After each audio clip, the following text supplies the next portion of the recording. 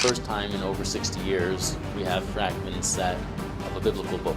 Adam and Eve is a story from the Bible that is embedded in our culture. Of all the ancient tales about Hollow Earth, perhaps the most intriguing is the one that involves the Garden of Eden. There is an ancient legend that is recorded from a very, very old text called the Sefer Temunah, the Book of the Image. For the first time in over 60 years, we have discovered fragments of a biblical book. The story of Adam and Eve, deeply ingrained in our culture, is among the ancient legends of Hollow Earth. One of the most fascinating tales within this context involves the Garden of Eden. This legend is documented in a very old text known as the Sefer Temunah, or the Book of the Image. This mysterious and speculative book has captivated scholars and theologians, suggesting that there are deeper layers to the familiar biblical stories. For millennia, the narrative of Adam and Eve, the forbidden fruit, the serpent's temptation and their expulsion, has been firmly etched in our collective consciousness. Paradise is a compelling story, but what if there's more to it? What if a hidden chapter or lost book has been waiting in the shadows, whispering a truth far more terrifying than we ever imagined? Scholars have spent years searching for this mythical text, and now what was once mere speculation is becoming a reality.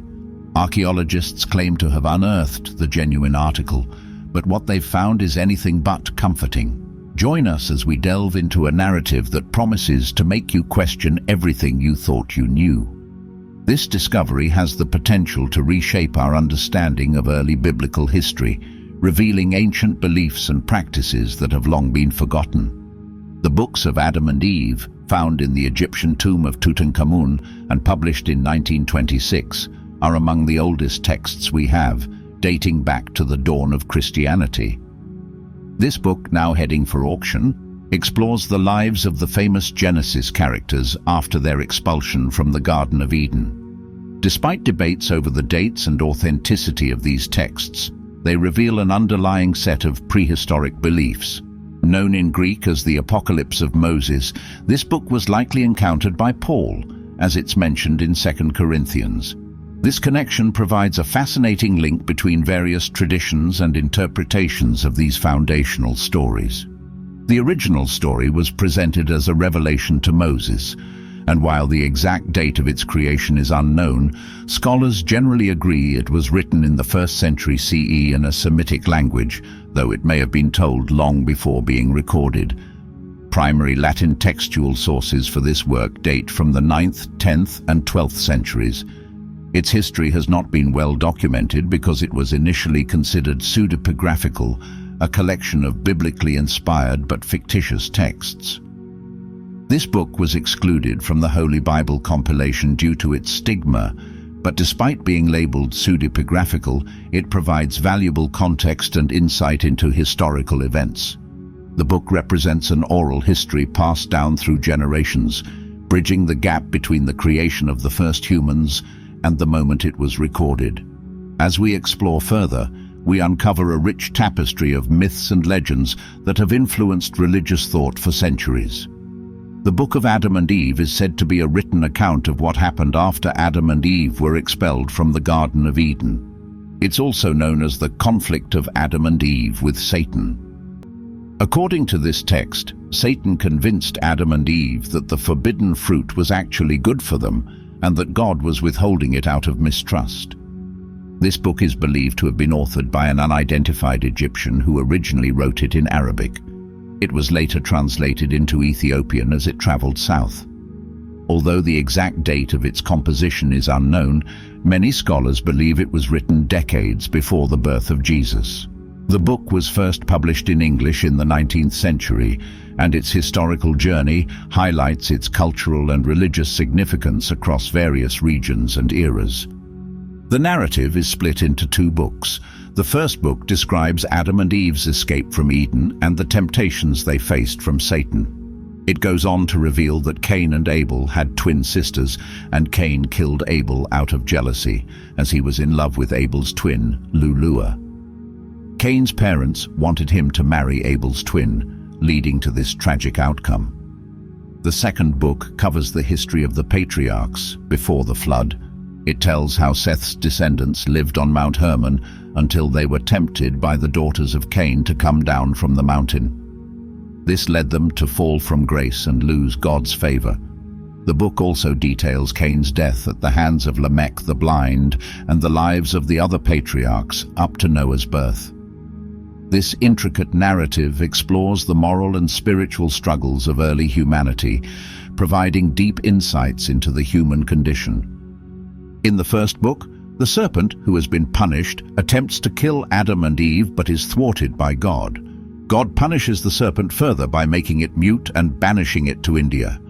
Satan also makes several attempts to deceive and kill Adam and Eve, including one where he throws a boulder at them. God ultimately rescues them, drawing a parallel to the future resurrection of Christ and predicting several major biblical events, including Noah and the flood. The first book emphasizes Adam's sorrow and helplessness outside the garden. It highlights his vulnerability and reliance on divine intervention, underscoring themes of repentance and redemption. When God expelled Adam from the garden, he did not place him at the northern border to avoid the water, which could have allowed Adam to cleanse himself of his sins. Similarly, God did not place Adam at the southern border to prevent him from finding comfort in the garden's sweet aroma. Instead, God set Adam to dwell on the western border, where the land is vast, and commanded him to live in a cave called the Cave of Treasures. The location of Adam and Eve's new dwelling outside the garden symbolizes their ongoing struggle and separation from divine grace, a central theme in the human experience of exile and longing. When Adam and Eve left the garden, they walked on unfamiliar ground, unsure of their path. Upon reaching the garden's gate and seeing the vast, harsh land before them, covered in stones and sand, they were overcome with fear and fell to the ground. Having come from the lush, tree-filled garden, they found themselves in a strange and desolate place. Moved by compassion, God lifted them from their fallen state and spoke to them. Adam and Eve wept as they adjusted to their new reality, with Adam mourning the changes in his own body. They gently made their way into the Cave of Treasures, lamenting its stark contrast to the garden. Adam submitted to God's commands and entered the cave, fully aware that disobedience would lead to further punishment. On the 43rd morning after their expulsion, Adam and Eve emerged from the cave, weary and emaciated from hunger, thirst, fasting, and their deep sorrow over their transgressions. They prayed to God for forgiveness on a mountain west of the garden. Seeing their sincere repentance, God sent a cherub to give them 2 figs from the garden, which reminded them of the trees they had once hidden in. Satan and his followers then tried to deceive them by disguising themselves as beautiful maidens, suggesting that Adam and Eve should marry and have children as they did. Wary of deception, Adam prayed to God for guidance. This episode underscores the ongoing spiritual battle and the need for vigilance and faith. God approved of Adam's cautiousness and sent angels with gifts of gold, incense, and myrrh to honor Adam's marriage to Eve. The angels instructed Adam to betroth Eve, present her with the gifts, and then fast and pray for 40 days and nights before consummating their union. Adam and Eve followed these instructions, and their marriage was blessed. They had children, including Cain and Abel, and their story continued from there.